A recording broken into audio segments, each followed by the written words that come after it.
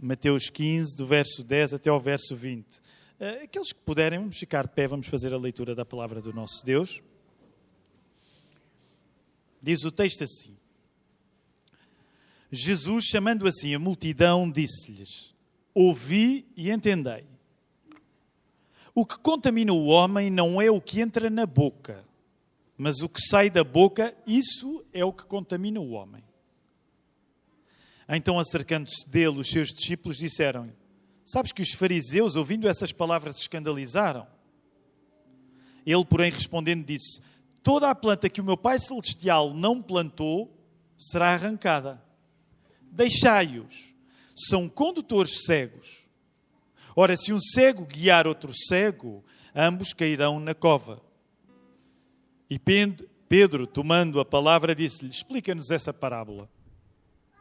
Jesus, porém, disse: até vós mesmos estáis ainda sem entender. Ainda não compreendeis que tudo o que entra pela boca desce para o ventre e é lançado fora? Mas o que sai da boca procede do coração. E isso contamina o homem.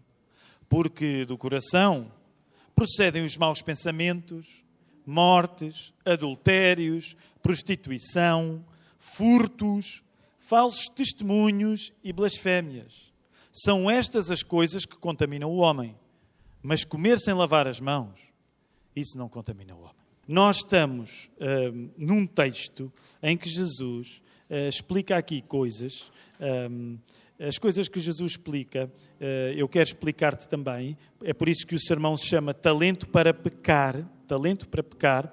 Porque nós temos uma tendência de quando os outros fazem coisas muito más, não é que nós digamos isto.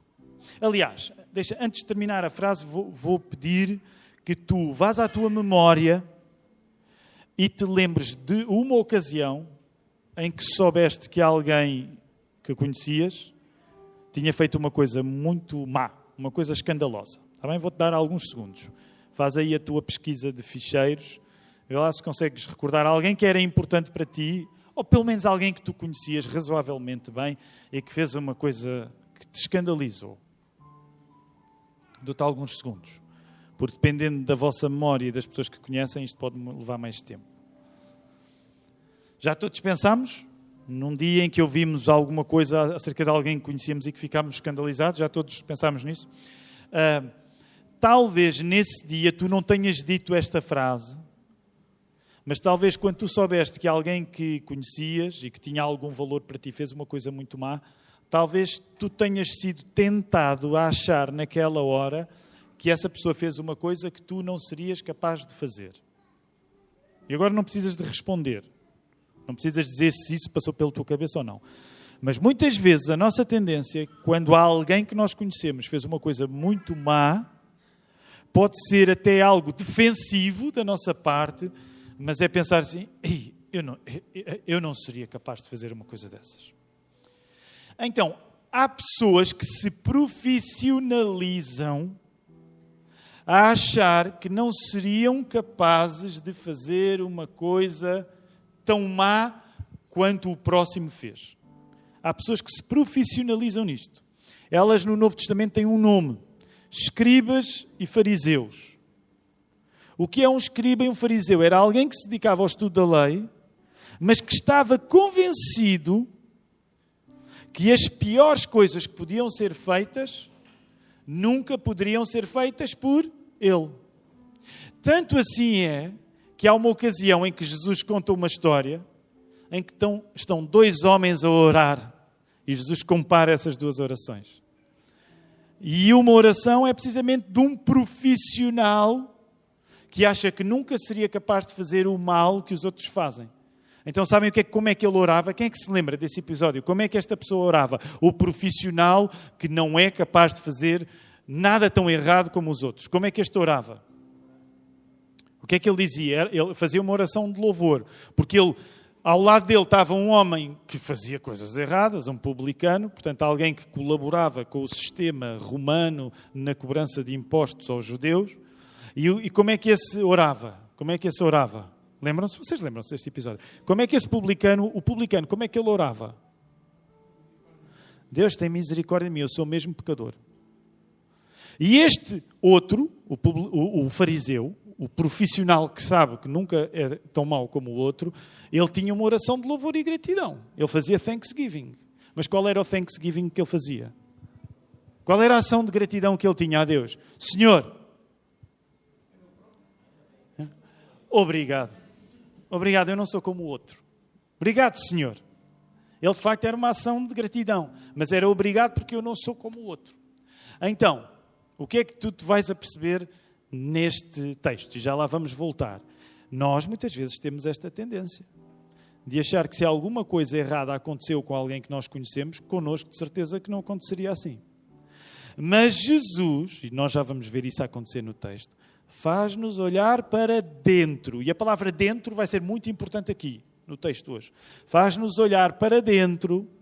E quando nós olhamos para dentro, como Jesus quer que nós olhemos para dentro, nós, em primeiro lugar, vamos concluir que, bem vistas as coisas, nós também somos capazes de fazer as coisas que os outros nos fazem e que nos metem nojo. Nós também somos capazes. E, em segundo lugar, só Jesus é que nos pode livrar de o fazer. Então, isto é o resumo do sermão. Agora vamos ver como é que isto acontece no texto. Mas ainda antes vamos orar. Vamos voltar a pedir ao Espírito Santo que faça a sua vontade acontecer em cada um. Querido Deus, nós gostamos mesmo de estar aqui em Algés. Querido Deus, nós sabemos que o prazer que nós sentimos aqui é um prazer partilhado, não somente pelas pessoas que aqui estão, mas por pessoas que estão noutras igrejas, esta hora, a fazer a mesma coisa do que nós. Outras igrejas já fizeram antes, outras ainda vão fazer depois.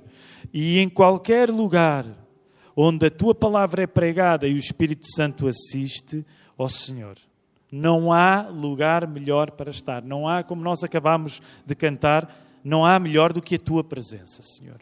E é isso que nós queremos pedir, a Tua presença agora, numa altura que não vai ser à custa de melodias nem de canções, agora vai ser com atenção à Tua palavra. Portanto, que o facto de nos termos concentrado na Tua palavra não nos distraia, não nos tira a alegria e, pelo contrário, concorra para a nossa alegria crescer e para depois respondermos ainda com mais alegria quando voltarmos a cantar. É isso que nós pedimos e pedimos em nome de Jesus. A igreja pode responder? Amém. Volta a colocar os teus olhos no texto. Vou-te dar uns segundos, enquanto bebo água, para tu voltares a lembrar aqui o que é que está a acontecer. Força.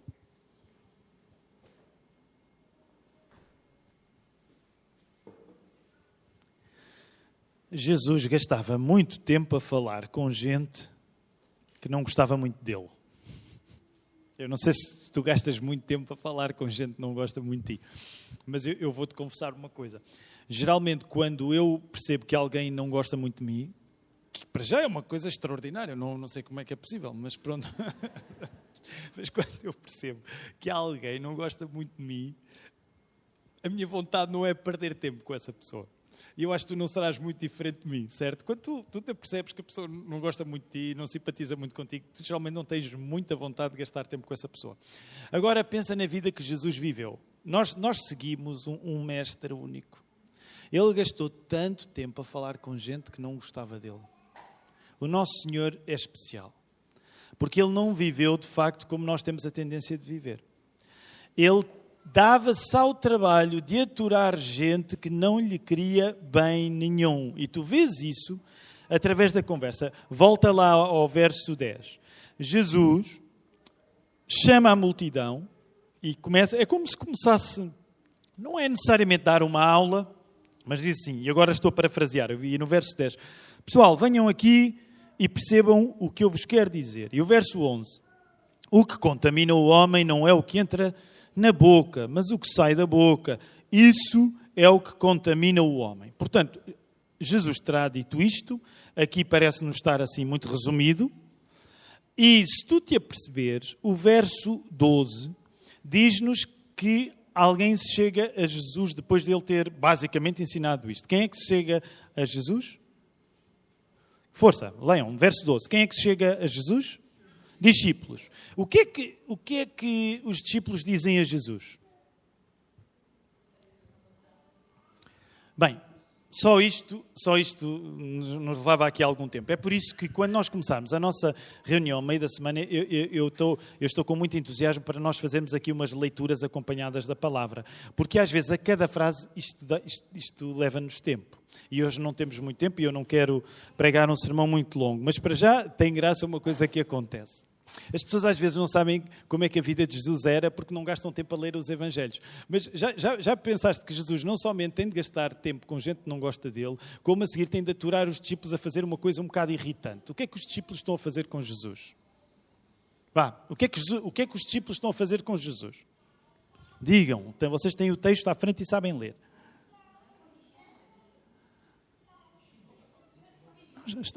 Por um lado, estão a dizer uma coisa que eu acho que Jesus já devia ter percebido. É assim, no dia que tu estiveres com Jesus, eu dou-te um conselho. Evita dizeres a Jesus aquilo que está a acontecer, porque provavelmente ele sabe melhor do que tu. Não é? Pensem nisto. Pensa isto profissionalmente. Tu estás no teu trabalho e tens alguém que gosta muito de ti, mas está sempre a vir ao teu encontro e a dizer, olha, caso tu não tenhas reparado, é isto que está a acontecer. O que é que acontecia? A terceira ou quarta vez provavelmente essa pessoa começa a irritar-te, certo? Porque ela faz questão de te vir informar aquilo que te está a acontecer. É assim, são detalhes, mas só estes detalhes eu acho que têm uma certa graça, porque lá está, olha Jesus, caso tu não tenhas reparado, os fariseus ouviram essas palavras e ficaram escandalizados. Jesus responde, e responde daquela maneira que nós não sabemos se é para explicar, se é para cortar o assunto. Não é? Jesus às vezes faz as duas coisas ao mesmo tempo. Como é que ele responde? Toda a planta que o meu Pai Celestial não plantou será arrancada. Jesus de repente depois fala desta maneira assim meio parabólica e como se isso fosse pouco, ele vai acrescentar. Deixai-os, são condutores cegos e ora se um cego guiar outro cego, ambos cairão na cova. E o que é que tu vês no verso 15? Porque os discípulos já tinham tomado a iniciativa de ir informar Jesus acerca disto, caso Jesus não tivesse dado conta. Mas depois tens um reforço, porque no grupo dos discípulos há alguém que está sempre disposto para o reforço duplo. Quem é? Quem é ele? Pedro. Claro, Pedro. Não é Pedro, sempre o nosso querido Pedro. Olha lá, verso 15. E Pedro, tomando a palavra, disse-lhe, explica-nos essa parábola. Pedro, por um lado, pode irritar-nos. Mas, por outro, também não tires a Pedro a glória de ele não ter vergonha de fazer o quê? Explica lá. Sabes que, por um lado, pode ser irritante nós termos alguém que faz sempre a questão de ser a primeira pessoa a falar. Eu lembro-me, durante 10 anos, nós fizemos parte da Igreja Batista de Moscavide. Era uma igreja assim, mais envelhecida, portanto, poucos jovens. Bebés praticamente não existiam, pessoas mais velhas. E imagina, se tu tiveres... Assim, isto da Algés é uma exceção, tu estás com gente nova. Se tu estiveres assim numa igreja com gente mais velha, a maneira das pessoas falarem não é necessariamente a mesma maneira de falar de uma igreja de gente nova, certo? Então, imaginem, eu não sei se tu sabes, mas às vezes as pessoas mais velhas zangam-se umas com as outras. Se calhar nunca assististe, não é? Mas às vezes as pessoas mais velhas zangam-se umas com as outras. E quando elas ganham algumas zangas de estimação, eu não sei se tu já ouviste, por exemplo, assim, mulheres de 70 ou 80 anos, que se zangam umas com as outras, mulheres e homens. Mas estás a ver o ambiente? Então esta igreja estava cheia disso. Portanto, se uma irmã tomasse a iniciativa, a outra já ficava meio... Então, isto é a igreja, era a igreja de Jesus. Acontecia. Mas havia um irmão, nem era uma senhora, que ele fazia sempre questão de ser o primeiro a falar. De uma maneira que o pastor, ele era meu tio, o pastor Teo Cavaco, ele a determinada altura...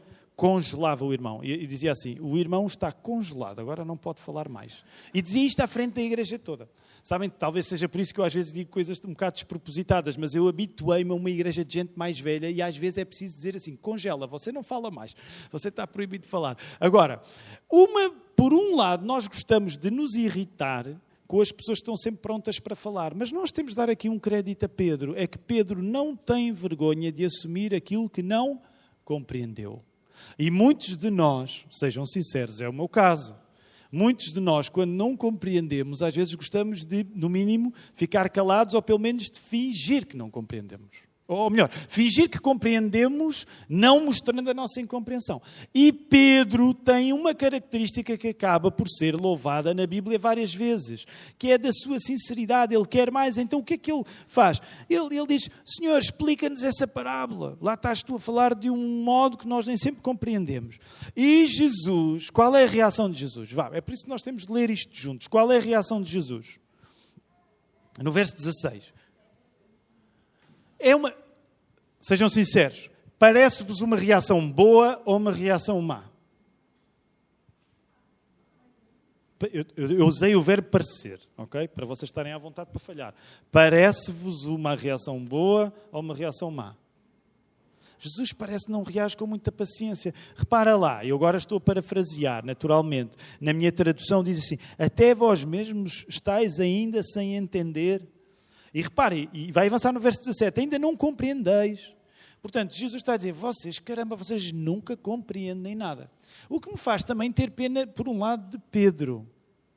Porque Pedro é aquele que arrisca, mas depois também é aquele que tem de ouvir logo isto. Vocês não compreendem nada, vocês são de compreensão lenta. E Jesus, de facto, parece não ter muita paciência aqui. Mas, sabes, o mais importante que se faz quando a paciência é pouca, não é a manifestação imediata, é aquilo que tu vais fazer a seguir. E mesmo que pareça que Jesus deu uma resposta muito simpática, a verdade é que Jesus o que é que vai fazer? O que é que Jesus vai fazer para todos os efeitos? Ele vai explicar. Ok? Portanto, às vezes não te impacientes se tu tens um professor que pode às vezes reagir mal às perguntas, porque desde que ele responda, é sinal que ele está a fazer uma coisa parecida com aquilo que Jesus fazia. Então, ele vai explicar. Tudo o que entra pela boca desce para o ventre e é lançado fora. Vocês ainda não compreenderam isso? Mas o que sai da boca procede do coração e isso contamina o homem. Vamos por partes. Jesus está a dizer, numa cultura, e nós não temos agora como ir a detalhes, mas vocês sabem que naquele contexto judaico ainda hoje há, para quem pratica o judaísmo, muitas regras de purificação. Coisas que se podem fazer e, sobretudo, quando o assunto é mesa, quando o assunto é comida, há muita coisa que não se pode comer. Aliás, reparem, verdade seja dita, isto agora um shout-out para os irmãos que vêm da linha de Sintra. Ainda no outro dia eu passei por Queluz, portanto Queluz é mesmo ao lado da Amadora, e a igreja onde eu cresci foi em Queluz.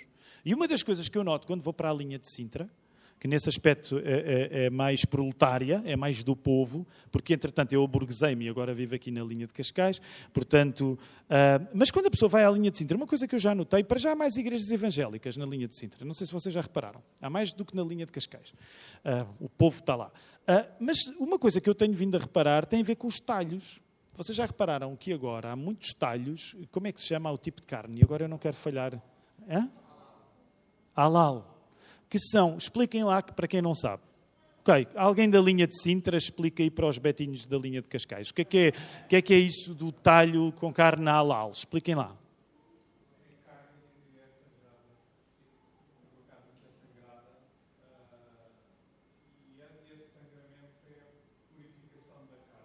E por Tiago, quem é que pode comer?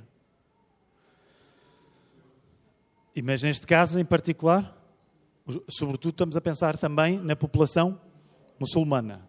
E se vocês repararem na linha de Sintra, vocês ainda vão encontrar mais estes detalhes do que na linha de Cascais. Nunca tinham reparado nisso? Vocês não andam atentos na rua, passam vida com os olhos no telemóvel. Vocês tendem a olhar à vossa volta. Porque se vocês forem à linha de Sintra, vocês notam ainda mais estes detalhes por conta do crescimento da comunidade internacional e de comunidades que, vindo do Médio Oriente, venham de um contexto judaico, mas até muitas vezes mais de um contexto islâmico, não podem comer qualquer coisa. Não é como nós ocidentais, que no geral não temos proibições na comida, nós comemos tudo. Portanto, coloca-te no lugar desta discussão a acontecer há 2000 anos. Os judeus têm uma lista grande de coisas que não podem comer e não é só as coisas que não podem comer. É como se pode comer aquilo que eles podem comer. Não é só a comida que tu não podes comer, é como é que tu podes comer a comida que podes comer. Então, muita regra e regrinha. Confirmaste? Fizeste aí o fact-check. Aí sim para...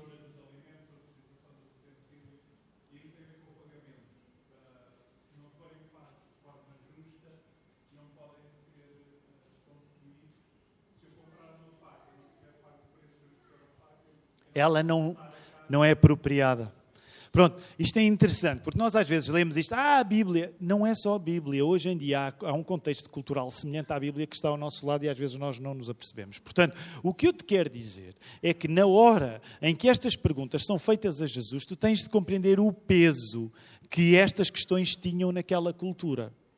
E Jesus tem de explicar uma coisa, que é, pessoal, estou a parafrasear, vocês estão muito bem intencionados a querer comer a comida certa, mas vocês têm de entender que a origem do mal em nós não é a partir daquilo que nós pomos de cá para fora, cá para dentro. Portanto, o mal em nós não é uma questão de estar lá fora e eu comi alguma coisa que de fora me contaminou. Jesus tem de uma maneira bem simples, já vamos ver a maneira simples como Jesus faz isto. Jesus tem de explicar, o problema não é aquilo que entra de fora para dentro. O problema é aquilo que de dentro sai para fora. E repara, ele faz aí uma analogia, nós não precisamos de elaborar muito nisso, mas tu percebes o que é que Jesus está a falar, não é? Quando ele diz como é que a comida entra e como é que a comida sai. E eu nunca perco uma oportunidade para dizer a palavra cocó num sermão, mas é isso que Jesus está a falar. Ele come e depois sai, não é? Portanto, e o que Jesus está a dizer, usando essa analogia tão infantil, que nos parece infantil e até algo deselegante, é que os que o seguem não podiam cair na armadilha, que era a armadilha onde caíam os profissionais que acham que quem faz as coisas más, piores, são sempre os outros. Que era a armadilha dos fariseus. Portanto, os fariseus achavam, sim, que o pior que podia acontecer era as coisas más que eram ingeridas. E Jesus tem de explicar, não é nada disso. Vocês podem ter um ritual ótimo, mas ele vai ser inútil se for desligado do coração. Mas, à custa disso, estes fariseus e escribas, que se tornavam estes profissionais de que os maus são sempre os outros, eles acabavam a exercer autoridade sobre os outros. Quanto mais arrogantes eram, mais autoridade eles tinham sobre os humildes. Já pensaste no absurdo da circunstância? Isto ainda hoje acontece. Há pessoas que, quanto mais arrogantes são, mais exercem uma influência sobre pessoas humildes. E Jesus tem de dizer a estas pessoas todas, não é o que entra, mas é o que sai que contamina. E agora, rapidamente, quero chamar a vossa atenção para uma lista de pecados.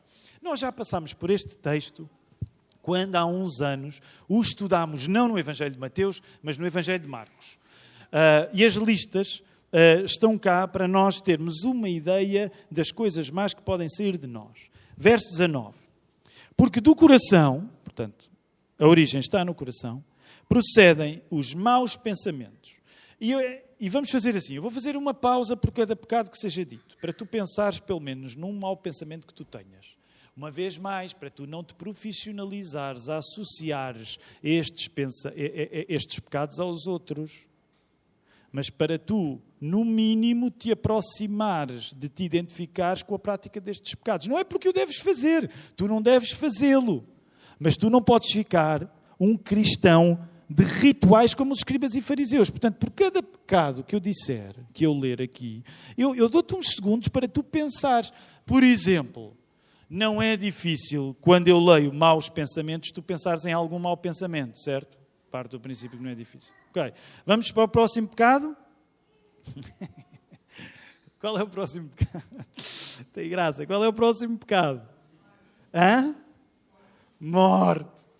Provavelmente, acho, às vezes eu apanho surpresas, provavelmente ninguém matou ainda ninguém, pelo menos ainda, ninguém que está aqui ainda não matou ninguém. Ok, mas pensa na vontade, no mínimo na vontade, tu tiveste... Não é necessariamente tu matares alguém. Isto dito assim parece uma brincadeira, mas tem uma parte não é tão brincadeira. Pensa nisto. Talvez isto te ajude. Pensa numa pessoa que se te dissessem que tinha morrido agora, a tua primeira reação, obviamente não ias yes, não é? Mas ias sentir um certo alívio. Ok? E eu estou a pensar em mim, ok? Portanto, não significa que tu... esta agora é só para aqueles que já mataram alguém. Esta agora é para quem está na prisão. Não. Pensa em alguém que se morresse seria um alívio para ti. Ok, vamos para o próximo pecado. Adultérios. E vocês aqui provavelmente já têm cultura bíblica para saber disso.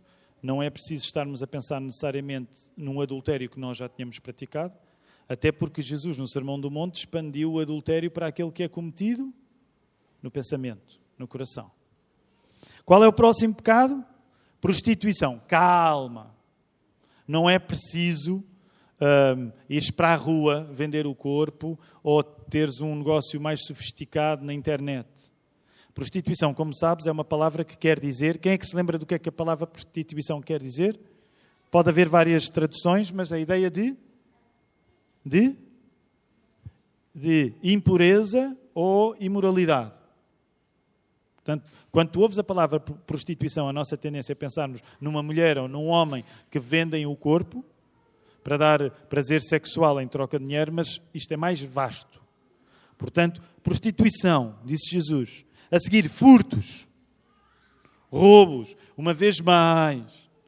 Não é preciso ir pensar necessariamente em carjacking, mas podes pensar em coisas que já ficaram para ti indevidamente. Falsos testemunhos. O que é um falso testemunho? O que é um falso testemunho? Mentira. Mentira é um falso testemunho.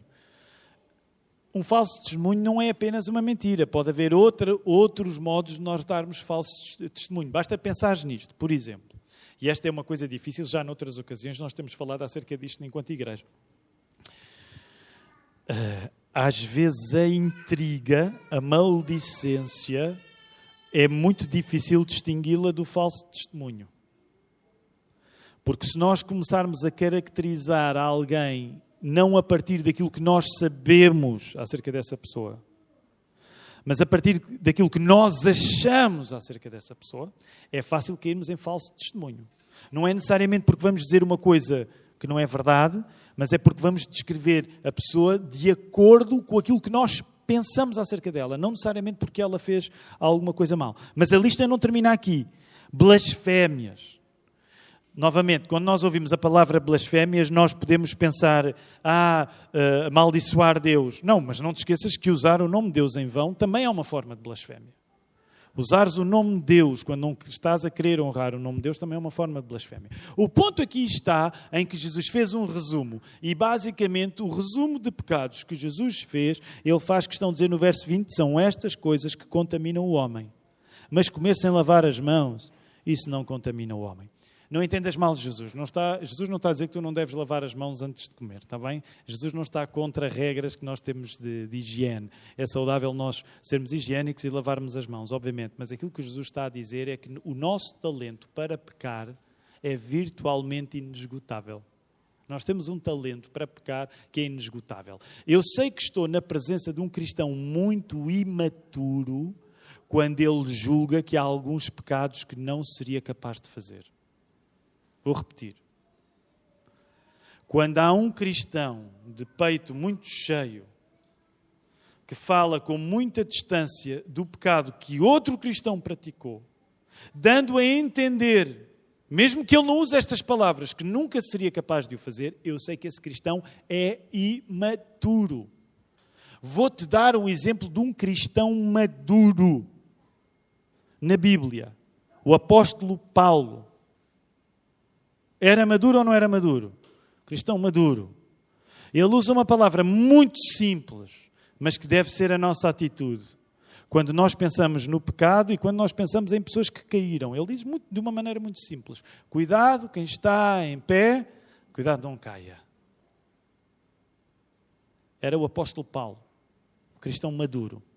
Quem está em pé, cuidado, não caia. E sabem, só isto dava um sermão.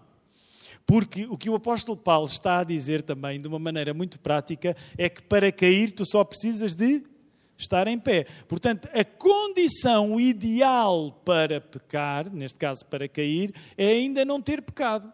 Sabes, eu sei que isto agora é uma verdade à la Palice, mas o momento que antecede a prática do pecado é o não pecado. Mas num momento, tu podes estar sem pecar e sem te aperceberes, a seguir acabaste a fazer aquilo que estás à espera que nunca te pudesse acontecer. E é isso que Jesus está aqui. O nosso talento para pecar é completamente inesgotável. Não para. Mas, e é aqui que eu quero terminar, O pecado é uma coisa que nós tendemos, e é por isso que a força destas imagens é interessante. O pecado, quando tu estás na presença de alguém, que nojo, alguém que olha para os pecados dos outros e acha que nunca seria capaz de fazer isso. Cuidado, já te disse, essa pessoa é imatura. Porquê? Porque o pecado é uma coisa que muitas vezes nós acarinhamos sem consciência. Porque se tu tivesses consciência que estás a acarinhar o pecado, o que é que provavelmente farias? Deixavas de acarinhar. Agora, muitas vezes o pecado é alguma coisa que nós acarinhamos com inconsciência. Nós não temos inconsciência, mas há alguma coisa que está a ficar dentro do nosso coração. E, nesse aspecto, o que Jesus estava a dizer é que as influências que nos levam ao pecado, a imagem era de uma espécie de incubação. É como chocar ovos. Portanto, não é uma coisa que subitamente acontece, mas é uma coisa que inconscientemente nós vamos guardando no nosso coração. E eu quero sublinhar este aspecto. Inconscientemente nós vamos guardando no nosso coração, nós não confessamos, porque aquilo que sentimos no nosso coração ainda não nos parece tão mau assim, mas nós, sem nos apercebermos, estamos a chocar um pecado futuro. Por isso é que no Velho Testamento, uma das ideias que mais é importante para nós aqui é quando os salmistas, e David é um exemplo desses salmistas, eles confessam que precisam de ajuda para compreenderem alguns pecados que lhes são ocultos. Vale a pena abrir. Vai, por exemplo, aí ao Salmo 19. Salmo 19.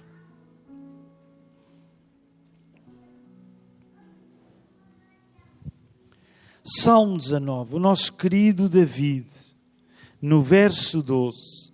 Então, e esta tradução é fantástica.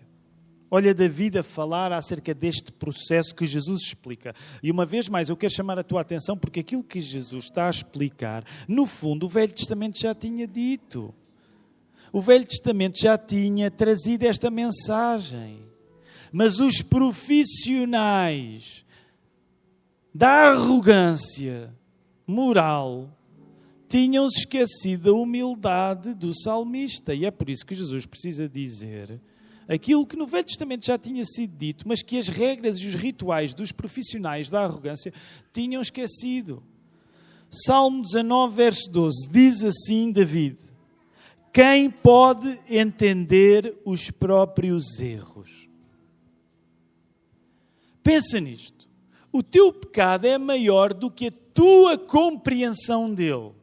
E não resisto a dizer isto. Não está aqui escrito no sermão, mas eu não resisto a dizer. E não me entendam mal, nós aqui há quase um ano nós fizemos uma série de mensagens que eu acho que foi especial, que foi só acerca do trauma. Lembram-se? Trauma. Portanto, o que eu quero dizer, quero ser cuidadoso. Mas, por exemplo, tu já pensaste que hoje em dia nós temos uma tendência imensa em querer sempre arranjar uma explicação para os nossos pecados. Mas um homem que é mais humilde do que nós, que neste caso é David, ele admite, é difícil eu compreender o meu próprio pecado. Hoje em dia, estou a generalizar, hoje em dia, a explicação mais popular para o meu pecado é um trauma que eu trago. Não, se tu soubesses o meu passado, tu ias compreender porque é que eu cometi esse erro. Não me entendas mal. Eu não estou a dizer que compreender o nosso passado não é útil. Eu não estou a negar a presença e a existência de traumas. Mas tu já pensaste que David é muito mais humilde do que tu na hora de admitir os seus erros. Porque ele próprio admite quem é que pode entender os seus próprios erros. E ele faz um pedido de seguida a Deus. Expurga-me tu dos que me são ocultos. Senhor, ajuda-me, porque eu preciso de saber aqueles pecados que já aqui estão e que eu ainda não topo. Porque é o meu coração o lugar de onde nascem todos os meus pecados. Último esclarecimento. Isto não quer dizer que tu não vais ser objeto de influências externas. Se tu passares, não levem mal a dizer assim, se tu passares a vida com gente parva, não fiques espantado quando fizeres coisas estúpidas como essa gente parva. Portanto, é óbvio que tu és influenciado por coisas fora de ti, por pessoas diferentes de ti, por circunstâncias que estás a viver. Nós somos sempre influenciados por isso. Mas aquilo que faz germinar, aquilo que faz chocar os ovos do nosso pecado, é aquilo que está no nosso coração.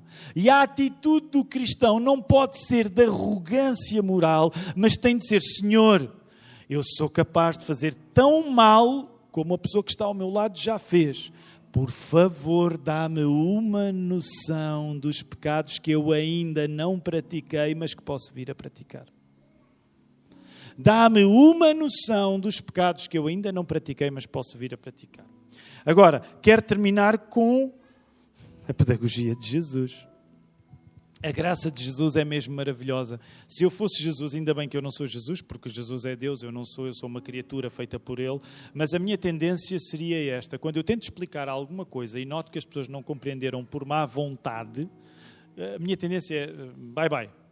Não compreenderam? Bye bye. Vou fazer outra coisa qualquer. Vocês já pensaram que Jesus nunca desistiu de continuar a pregar a sua mensagem a estas pessoas? Vocês já pensaram nisso? No valor que isso tem? Ele nunca desistiu dos discípulos. E os discípulos deram-lhe 3 anos de grande lentidão mental.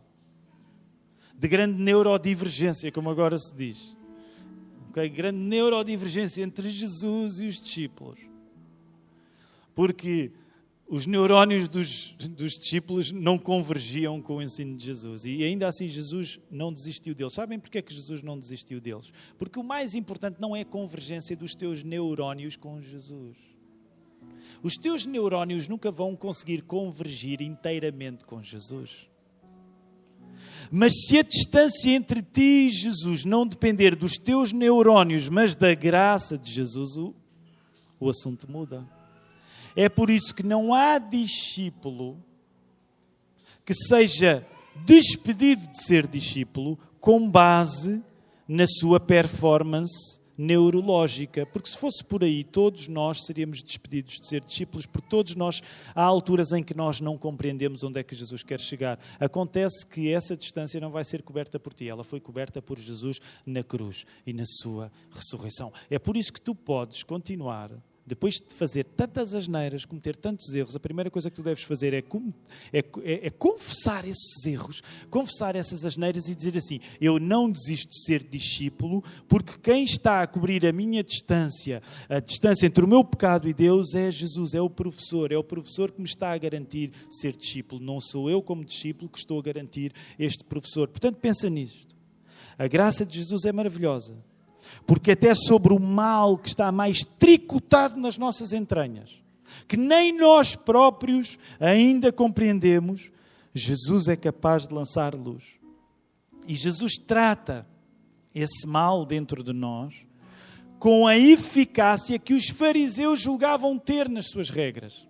Isto tem piada. Porque os fariseus julgavam que as regras deles eram muito eficientes para tratar do problema do mal, mas não conseguiam tratar do problema do mal. A lei nunca consegue resolver o problema do mal. Aquilo que consegue resolver o problema do mal é a graça de Jesus. Amém? É a graça de Jesus. E é por isso que nós podemos não desistir de Jesus, porque Jesus nunca desiste de nós.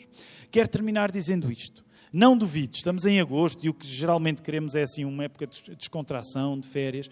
Mas uma das coisas que eu te posso garantir que Jesus vai fazer acontecer nesta igreja, pela sua graça, é que este vai ser um lugar onde tu muitas vezes te vais a perceber de coisas más acerca de ti. E isso não é atraente. Venha à Igreja Nova de Algés, você vai descobrir o quão mau é.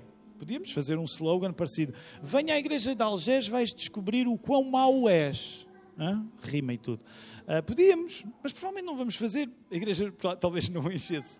Mas não duvides que o Espírito Santo vai fazer isso na tua vida. E uma parte da fé que tu vais ter em Jesus vai ser pelo facto de que Ele não escondeu o quão mau és, mas ainda assim não desistiu de ti. Vamos responder-lhe com louvor, com adoração. Vamos ficar de pé, queridos irmãos. Recebam a bênção do Senhor. Que a graça do Senhor Jesus Cristo, o amor de Deus Pai, a comunhão do Espírito Santo, sejam com todos vós agora, hoje, neste domingo, neste resto de dia e para sempre. Amém. Amém.